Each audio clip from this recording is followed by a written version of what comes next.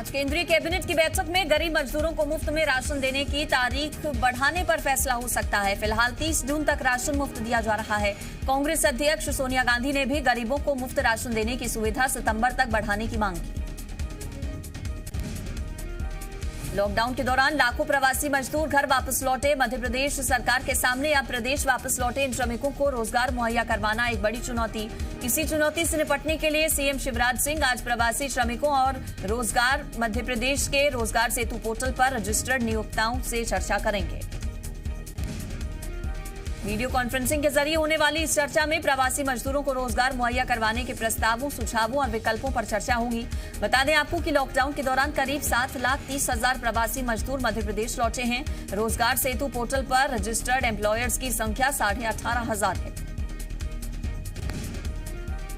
पतंजलि की कोरोना ठीक करने वाली दवा के दावे पर केंद्रीय आयुष मंत्रालय ने कहा कि मंत्रालय को इस बारे में कोई जानकारी नहीं। मंत्रालय ने पतंजलि को जांच होने तक विज्ञापन करने से बचने के लिए कहा। योग गुरु बाबा रामदेव ने कल दावा किया था कि उनकी संस्था पतंजलि ने कोरोना की दवा तैयार कर ली है। रामदेव के मुताबिक इस दवा का सेवन करने वाले मरीज अधिक से अधिक 7 दिन के अंदर कोरोना नेगेटिव हो जाते हैं। सीएम शिवराज ने कोरोना को लेकर समीक्षा बैठक की। इस बैठक में सीएम ने बताया कि एमपी में कोरोना की ग्रोथ रेट सबसे कम है। बीते 7 दिनों के आंकड़ों के मुताबिक एमपी में कोरोना की ग्रोथ रेट 1.43% है।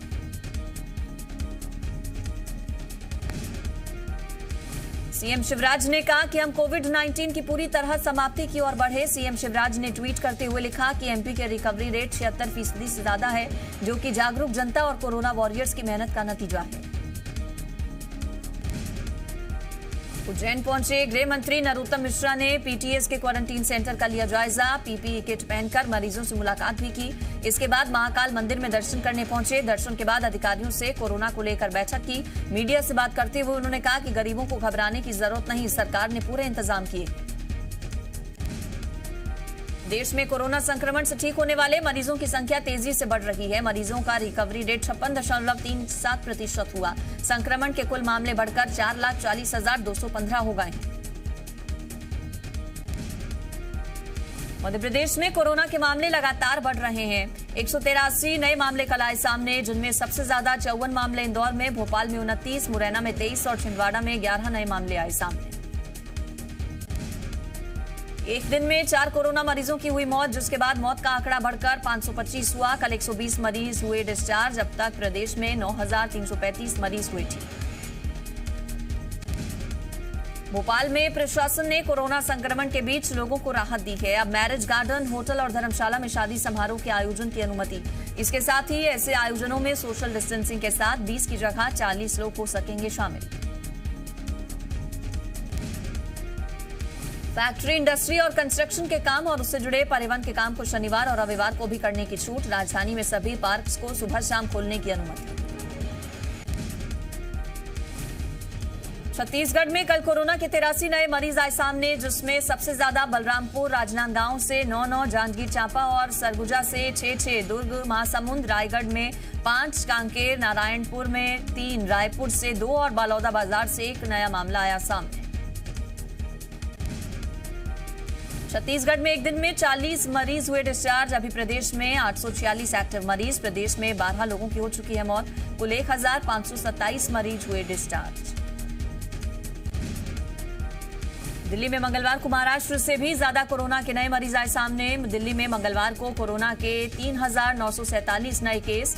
महाराष्ट्र में कल 3,214 नए मामले आए सामने। दिल्ली में कोरोना वायरस से संक्रमितों की संख्या कुल 66,000 के पार पहुंची।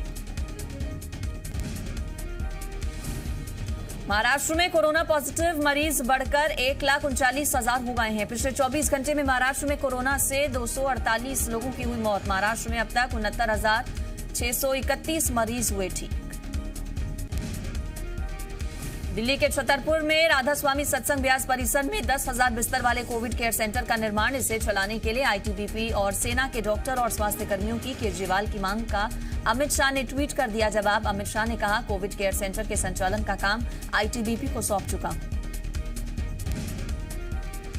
यूपी के शाहजहांपुर में मास्क पहनने का संदेश देते हुए एक मंदिर में भगवान की मूर्तियों को मास्क पहनाया गया। मंदिर के पुजारी मास्क पहनने के साथ साथ लोगों को सोशल डिस्टेंसिंग का भी पाठ पढ़ा रहे हैं। प्रयागराज में कोरोना पॉजिटिव मरीजों की संख्या 206 हुई। मंगलवार को 16 नए मामले आए सामने। इनमें से 13 पुलिसकर्मी हैं। हालांकि करीब 70% मरीज हुए ठीक। 7 लोगों की कोरोना से हुई मौत।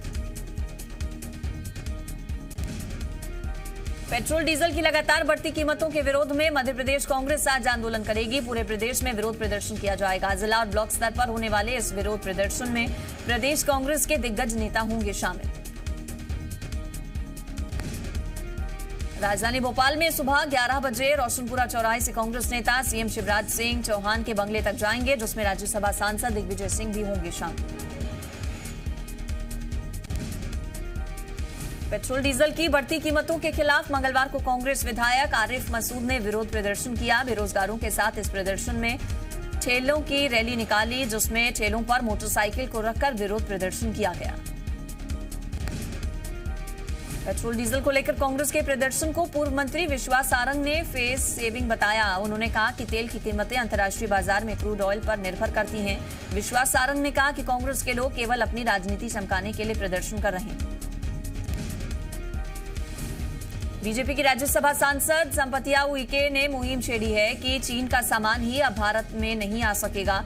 मंडला में महिला मोर्चा पदाधिकारियों से चर्चा के दौरान उन्होंने कहा कि वो प्रधानमंत्री से अपील करेंगी कि अब चीन के उत्पाद देश में न आ पाएं। सांसद संपतिया उइके ने कहा कि अगर प्रधानमंत्री आदेश दें तो हम मातृशक्ति चीनी सीमा पर सैनिकों की तरह लड़ने को भी तैयार हैं।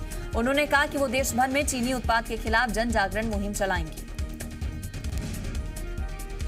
मध्य प्रदेश में मानसून ने असर दिखाना शुरू किया। मौसम विभाग ने प्रदेश के 19 जिलों में भारी बारिश की चेतावनी दी। बताया जा रहा है कि भोपाल, उज्जैन और इंदौर में मानसून पहुंच चुका है। रीवा, सतना, उमरिया, डिंडोरी, कटनी, जबलपुर समेत कई जिलों में भारी बारिश की चेतावनी जारी की गई। इनके अलावा उज्जैन और ग्वालियर, चंबल संभागों में बिजली गिरने की चेतावनी। डिंडोरी में 2 दिनों से तेज बारिश, जिससे सभी नदी नाले उफान पर। सिवनी और सोनतीरथ नदियों में बाढ़ का पानी पुल के ऊपर से बह रहा है, जिससे कई गांवों का संपर्क जिला मुख्यालय से टूटा। ग्वालियर में 2 घंटे की बारिश ने नगर निगम और जिला प्रशासन की तैयारियों की पोल खोल दी। 60% नालों की सफाई का दावा किया जा रहा था, लेकिन बारिश से कई जगह जलभराव हो गया। नालों की सफाई की गई थी, लेकिन सिल्ट को बगल में ही डाल दिया गया, जो बारिश से फिर नाले में ही चली गई, जिससे नाले जाम हो गए।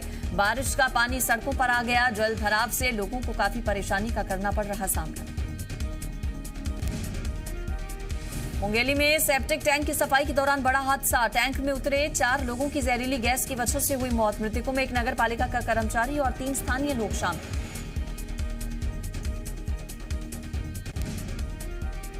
हरदा की चौकरी गांव की सहकारी समिति में करीब 2 करोड़ के चने का घोटाला आया सामने, जिसके बाद चौकरी समिति के भुगतान को तुरंत रोक दिया गया। जांच शुरू। जानकारी के मुताबिक सहकारी समिति ने उन किसानों का भी पंजीयन नहीं करा जिन्होंने अपने खेत में चना बोया ही नहीं था।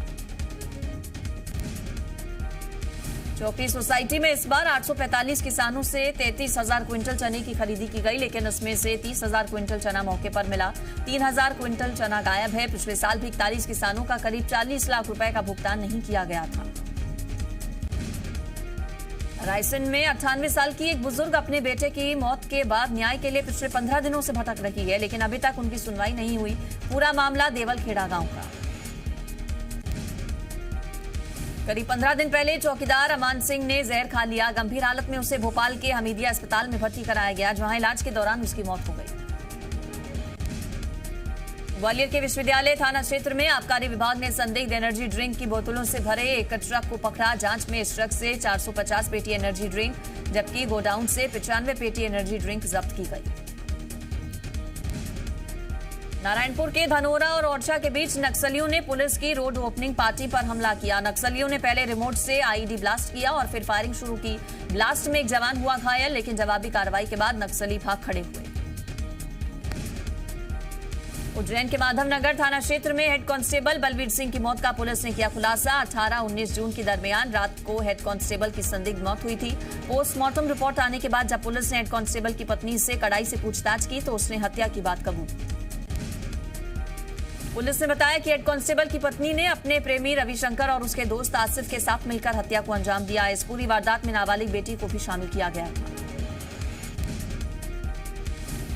आगरमालवा के कड़िया गांव में एक गाय कुएं में गिर गई, जिससे ग्रामीणों ने रेस्क्यू कर बाहर निकाला। जानकारी के मुताबिक 2 गाय आपस में लड़ रही थी, तभी एक गाय का संतुलन बिगड़ गया और वो 40 फीट गहरे कुएं में जा गिरी। सतपुड़ा टाइगर रिजर्व इलाके में आए दिन बाघ दिखते रहते हैं। रविवार रात को भी मटकुली और पचमढ़ी के रास्ते पर टाइगर देखा गया, जिसे पचमढ़ी से लौट रहे टूरिस्ट ने अपनी कैमरे में कैद किया। एलएसी पर भारत के अड़िग रुख के आगे झुका चीन। पूर्वी लद्दाख में टकराव कम करने पर बनी बात। मालदो में सोमवार को हुई भारत चीन बातचीत में बनी सहमति।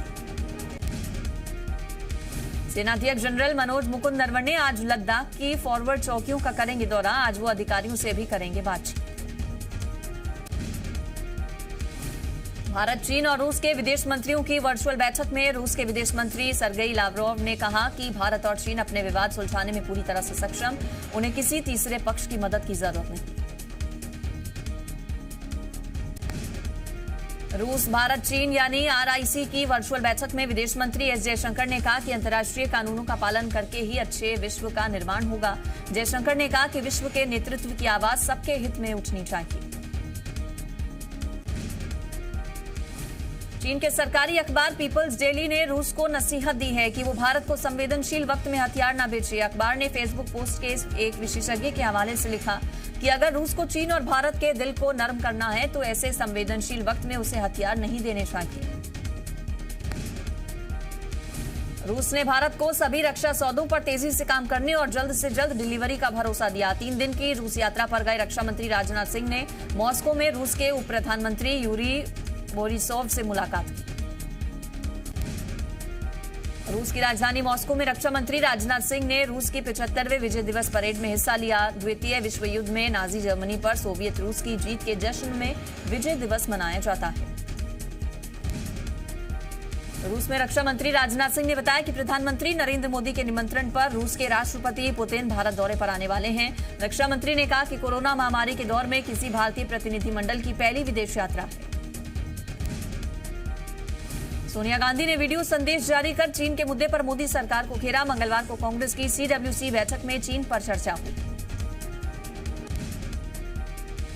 केंद्र सरकार ने सभी सरकारी खरीद के लिए ई-कॉमर्स पोर्टल यानी कि गवर्नमेंट ई-मार्केट प्लेस पर नए उत्पाद को रजिस्टर करने के नियम बदल दिए हैं। अब विक्रेता को बताना होगा कि उत्पाद किस देश में बना या कहां से आयात हुआ। भारत ने पाकिस्तान से कहा कि वो 7 दिन के अंदर दिल्ली के पाकिस्तानी उच्चायोग में 50% कर्मचारी कम करे। विदेश मंत्रालय ने पाकिस्तान के उच्चायोग के अधिकारी को तलब कर अधिकारियों की गतिविधियों पर चिंता जताई। पाकिस्तान के विदेश मंत्री शाह महमूद कुरैशी ने कहा कि पाकिस्तान के 50% अधिकारी वापस लौटेंगे, लेकिन भारत के भी 50% अधिकारियों की वापसी होगी। बिहार में विधानसभा चुनाव से पहले राष्ट्रीय जनता दल में बगावत हो गई है। आरजेडी के राष्ट्रीय उपाध्यक्ष रघुवंश प्रसाद सिंह पद से इस्तीफा दे चुके हैं। आरजेडी के 5 विधान पार्षदों ने भी पार्टी छोड़कर जेडीयू की सदस्यता ली। पश्चिम बंगाल के दुर्गापुर में एक कार में आग लग गई। कार नेशनल हाईवे 2 पर लगी आग। राहत की बात यह कि कार का ड्राइवर सही वक्त पर कार से कूद गया। पाकिस्तान क्रिकेट टीम के 10 खिलाड़ी कोरोना पॉजिटिव पाए गए। इनमें फखर जमा, मोहम्मद हफीज, वहाब रियाज जैसे खिलाड़ी शामिल हैं। दुनिया के नंबर 1 टेनिस खिलाड़ी नोवाक जोकोविच की कोरोना वायरस रिपोर्ट पॉजिटिव आई। जोकोविच की पत्नी भी कोरोना पॉजिटिव मिली। मैक्सिको में कल भूकंप के तेज झटके महसूस किए गए। इन झटकों की तीव्रता रिक्टर स्केल पर 7.4 मापी गई। झटके महसूस होते ही लोग घरों से भागकर सड़कों पर आ गए। स्विट्जरलैंड में फ्रेडी नोक नाम के व्यक्ति ने आंख पर पट्टी बांधकर 3000 मीटर ऊंचाई पर मौजूद केबल तार पर साइकिल चलाई। इनका मकसद कोरोना संकट के लिए जागरूकता पैदा करना था।